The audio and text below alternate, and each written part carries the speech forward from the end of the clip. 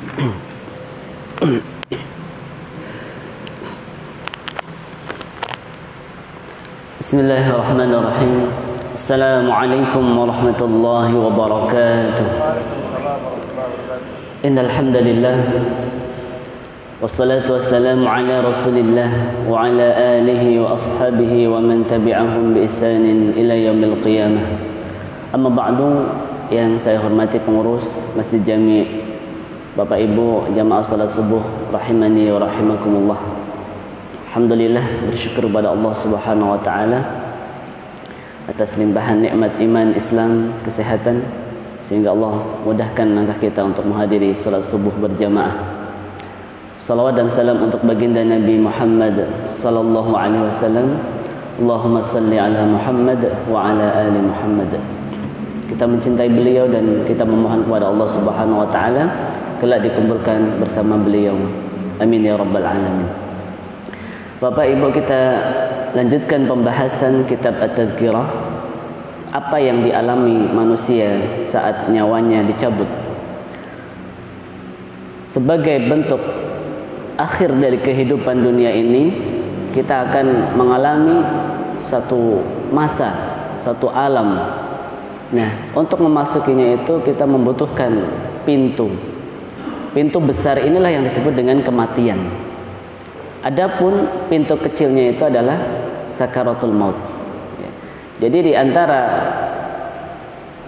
pembahasan di dalam tema ini adalah kita ingin membahas tentang pintu kecil itu, di mana seorang ketika mengalami kematian pasti suatu keniscayaan adalah dia mendapatkan atau mengalami sakaratul maut. Sesuai dengan keumuman firman Allah Subhanahu wa taala di dalam Al-Qur'an dan di dalam hadis Rasulullah sallallahu alaihi wasallam.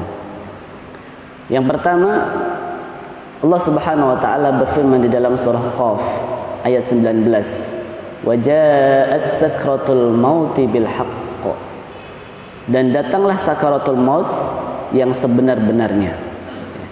Di sini kita memahami bahwa sakaratul maut itu nanti ada yang dimudahkan, ada yang dipendekkan, ada yang dipanjangkan, sesuai dengan amal ibadah yang dilakukan oleh seseorang. Ini sudah kita bahas kemarin. Kemudian firman Allah Subhanahu wa taala dalam surah Al-An'am ayat 93, "Walau tara idzal zalimuna fi ghamaratil maut." Alangkah dahsyatnya sekiranya kamu melihat di waktu orang-orang yang zalim berada dalam tekanan-tekanan sakaratul maut. Ada 4 ayat yang menjelaskan tentang dahsyatnya sakaratul maut. Tetapi 2 ayat ini kemudian memberikan pemahaman kepada kita bahwa sakarat itu suatu yang ada. Sakaratul maut itu diantara suatu yang pasti, keniscayaan dalam menghadapi kematian. Pintu kecil tadi gambarannya. Bahkan Rasulullah sallallahu alaihi wasallam juga mengalami sakarat yang luar biasa. Dalam riwayat disebutkan 2 kali manusia biasa umum. Jadi sakitnya Rasulullah itu seperti 2 orang yang sedang mengalami sakarat. Jadi 2 kali lipat, Bapak Ibu. Maka hadis riwayat Imam Bukhari dari Aisyah radhiyallahu anha, Rasulullah sallallahu alaihi wasallam meminta satu wadah yang berisi air, kemudian beliau masukkan tangannya, kemudian usapkan wajahnya, dan beliau mengatakan, "La ilaha illallah, inna lil mauti la sakarat." Tidak ada ilah kecuali Allah, sesungguhnya kematian itu ada sakarat. Kematian itu ada sakarat. Kenapa Rasulullah SAW itu mengalami sakit yang 2 kali lipat itu, dibandingkan dengan manusia pada umumnya? Di antara hikmahnya adalah Allah Subhanahu wa taala ingin memberikan puncak kesabaran batasan akhir di dunia, sebagai batas akhir beliau hidup di dunia. Maka puncaknya itu adalah Allah beratkan ketika sakaratul maut. Ini ujian kesabaran bagi Rasulullah SAW. Supaya apa? Supaya kelak di akhirat Allah Subhanahu wa taala berikan juga puncak kenikmatan, ya, yaitu surga Firdaus, ya. Sebagai bentuk, ya, sakit yang berat itu, ya, maka Allah ingin berikan puncak kebahagiaan, kenikmatan kelak di surga Allah Subhanahu wa taala.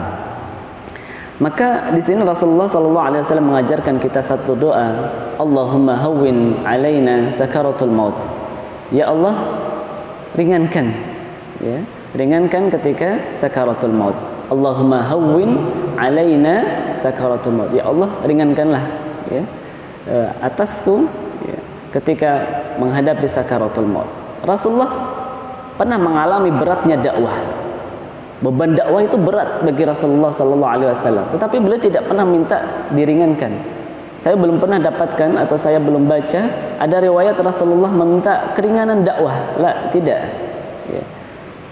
Beratnya dakwah, ya, diusir, ya, dihina, ya, bahkan mau dibunuh, ya. Tetapi beliau tidak pernah minta keringanan. Ya Allah, ringankanlah dalam dakwah. Ya. Begitu juga ketika beliau lapar yang sangat sampai kemudian mengikat, ya, batu di, ya, perutnya itu, ya, supaya terkurangi rasa laparnya itu, ya. Dan beliau tidak pernah juga meminta, ya Allah, ya, ringankanlah beban lapar ini, ya. Tapi begitu bicara sakaratul maut, Rasulullah SAW minta kepada Allah Subhanahu wa taala keringanan, ya, karena beratnya, ya, yang dihadapi ketika sakaratul maut. Allahumma hawwin alaina sakaratul maut.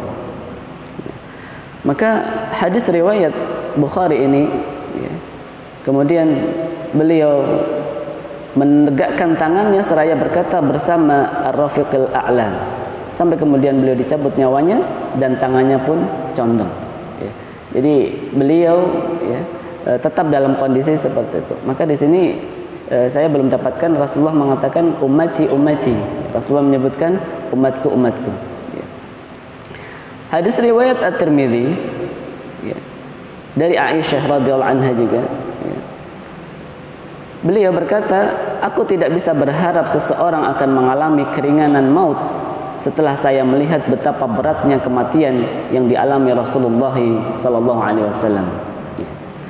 Hadis riwayat Imam Tirmidzi, hadis sahih, ya, nomor 979. Ini pelajaran, ya, bagi kita bahwa istri Rasulullah, ya, Aisyah radhiyallahu anha, beliau, ya, menyaksikan kematian, ya, yang dialami oleh baginda Nabi sallallahu alaihi wasallam begitu berat, ya. Begitu beratnya, ya, begitu dahsyatnya, ya, karena Rasulullah kita tahu meninggal di pangkuan Aisyah radhiyallahu anha, dan beliau Aisyah tidak pernah membenci seseorang ketika melihat, ya, kejadian-kejadian sakaratul maut yang lebih berat, karena sesungguhnya Rasulullah SAW juga mengalami suatu yang berat. Kemudian dikisahkan kisah Israiliyat. Kisah Israiliyat ini kita tidak boleh percaya, juga tidak boleh mendustakan, ya. Artinya sebagai ibrah, pelajaran saja. Cerita yang beredar di zaman Rasulullah yang dilakukan oleh orang-orang Bani Israel, ya.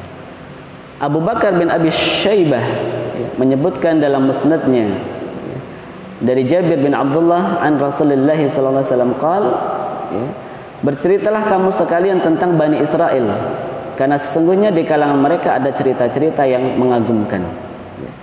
Kemudian Nabi mulai bercerita kepada kami, ya, ada sekelompok orang dari Bani Israel keluar rumah menuju salah satu kuburan mereka. Mereka berkata, tidakkah kita melakukan sholat 2 rakaat, lalu berdoa kepada Allah semoga dia mengeluarkan seseorang yang telah mati, biarlah dia memberitahu kepada kita tentang kematian. Nabi kemudian melanjutkan, maka mereka pun melakukan apa yang mereka katakan itu, dan seketika itu muncullah seorang lelaki berambut putih, berkulit hitam kecuali sedikit bagian saja. Di antara kedua matanya terdapat bekas sujud. Laki-laki itu berkata, hai orang-orang semua, mau apa kalian dengan ini atau datang kepadaku?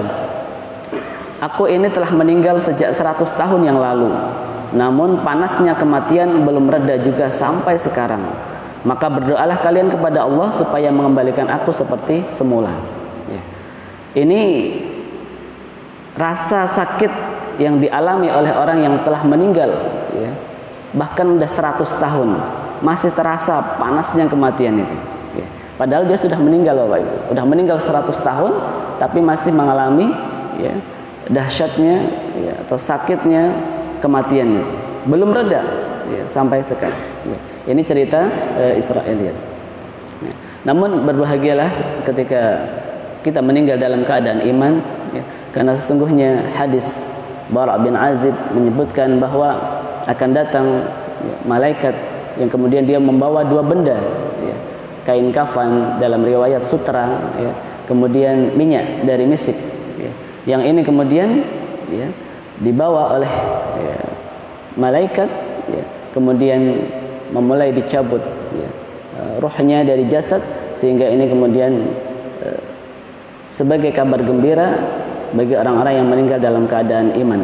Karena sesungguhnya, ya, orang yang meninggal dalam keadaan beriman itu, ya, ibaratkan, ya, seorang, ya, dokter yang kemudian menyuntik, ya, kemudian dokter bilang, ya, tidak apa-apa, tidak sakit, insya Allah, ya.